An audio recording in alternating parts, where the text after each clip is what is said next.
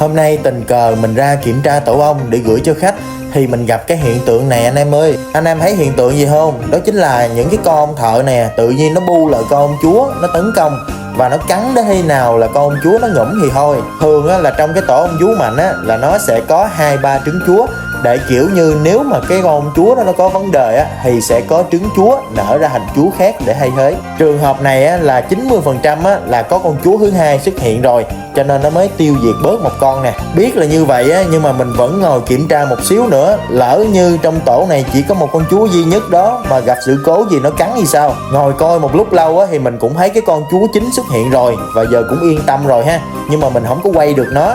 Và bây giờ á, mình sẽ tiến hành bắt cái con chúa phụ mà bị cắn này nè, đem qua cái tổ khác để viện vào. Cũng đâu hôm nay may mắn á, ra kiểm tra là thấy trường hợp này liền, chứ cỡ 30 phút nữa là cái con chúa này á, là nó sẽ bị xịt keo cứng đơ luôn.